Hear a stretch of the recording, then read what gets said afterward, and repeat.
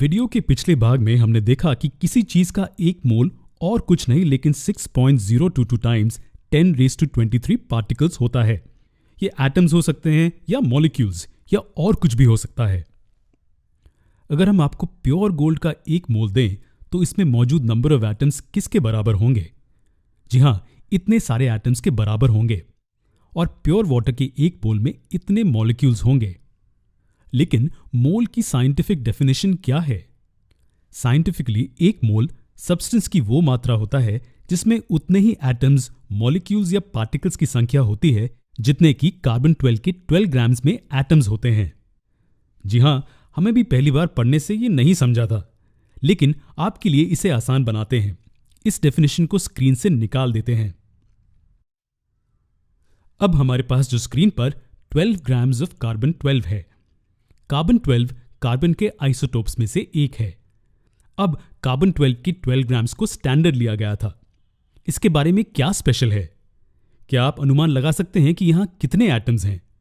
जी हां, ये 6.022 times 10⁻23 atoms हैं। अब जबकि आप ये समझ चुके हैं, चलिए हम आपके लिए डेफिनेशन फिर से दोहराते हैं। एक मोल एक सब्सटेंस की वो मात्रा होता है जिसमें उतने एटम्स, मॉलिक्यूल्स या पार्टिकल्स होते हैं जितने कि 12 ग्राम्स कार्बन 12 में एटम्स होते हैं। क्या अब आपको डेफिनेशन समझ में आया? इसके दो सिंपल पार्ट्स हैं। यह बताता है कि ये पार्ट इस पार्ट के बराबर है।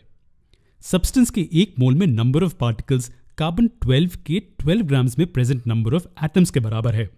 यह डेफिनेशन हमें यही बताती है। बहुत से लोग मोल के कॉन्सेप्ट आने पर कंफ्यूज हो जाते हैं। चलिए एकदम श्योर होने के लिए और बहुत से एग्जाम्पल्स देखते हैं। चलिए हम प्योर गोल्ड और प्योर वाटर के सेम एग्जाम्पल ही लेते हैं। जब हम प्योर गोल्ड के एक मोल की बात करते हैं तो हमारे डेफिनेशन के अनुसार इसमें उतने ही एटम्स होंगे जितने कि 12 ग्राम्स कार्बन 12 में होते हैं। इसका मतलब कि गोल्ड के एक मोल में 6.022 टाइम्स 10⁻23 गोल्ड के एटम्स होंगे। उसी तरह वाटर में सेम नंबर ऑफ मॉलिक्यूल्स होंगे जितने 12 ग्राम्स कार्बन 12 में नंबर ऑफ एटम्स होते हैं। इसका मतलब इसमें 6.022 टाइम्स 10⁻23 वाटर के मॉलिक्यूल्स होंगे। याद रखिए कि डेफिनेशन कार्बन 12 को स्टैंडर्ड के तौर पर यूज करती है। इसे सब्सटेंस में मौजूद नंबर ऑफ एटम्स या मॉलिक्यूल्स या पार्टिकल्स को कंपेयर करने के लिए यूज किया जाता है। लेकिन इस नंबर के पीछे रहस्य क्या है? लोरेंजो रोमानो अमेदियो कार्लो एवोगाड्रो नामक एक साइंटिस्ट इस कॉन्सेप्ट के साथ आए थे। हम जानते हैं कि नाम बहुत लंबा है तो इसलिए हम इन्हें एवोगाड्रो कहेंगे। तो 6.022 टाइम्स 10⁻23 को एवोगाड्रोज नंबर कहा जाता है। ये सिर्फ क्वांटिटीज को रिप्रेजेंट करने के लिए एक नंबर है। ये उसके समान है जैसे हमने 2 के लिए पेयर शब्द का यूज किया था या 12 को रिप्रेजेंट करने के लिए डजन शब्द का यूज किया था। उसी तरह एवोगाड्रोज नंबर किसी भी एंटिटी के 6.022 टाइम्स 10⁻23 मात्रा को रिप्रेजेंट करने के लिए यूज किया जाता है। तो क्या हम दुकान पर जाकर यह कह सकते हैं कि हमें एवोगाड्रोज नंबर जितनी चॉकलेट्स चाहिए? बिल्कुल, हम ये कह सकते हैं। प्रॉब्लम सिर्फ ये होगी कि उस दुकान में इतनी सारी चॉकलेट्स नहीं होंगी और ना ही हम इतनी सारी चॉकलेट्स घर वापस ला पाएंगे। चलिए एवोगाड्रोज नंबर पर वापस आते हैं। एवोगाड्रोज नंबर किसी दूसरे नंबर की तरह है जो क्वांटिटीज को रिप्रेजेंट करने के लिए यूज किया जाता है। लेकिन यह नंबर इतना बड़ा है कि इसे अपनी रोजाना जिंदगी में यूज करना ना ही पॉसिबल है और ना ही एडवाइजेबल है। तो फिर यह नंबर एग्जिस्ट क्यों करता है अगर हम इसे यूज नहीं कर सकते? लेकिन ये केमिस्ट्स जो एटम्स, मॉलिक्यूल्स, इलेक्ट्रॉन्स और बहुत सारी ऐसी छोटी एंटिटीज के साथ काम करते हैं, उनकी मदद करता है।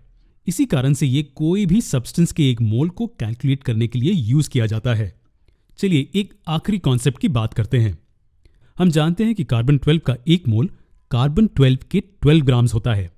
ये इसलिए क्योंकि कार्बन 12 की 12 ग्राम्स में एवोगाड्रोज नंबर ऑफ एटम्स होते हैं। अब हम आपसे एक क्वेश्चन पूछते हैं। अगर आप इसका सही आंसर देते हैं तो इसका मतलब है कि आपको मोल का कॉन्सेप्ट समझ आ गया है।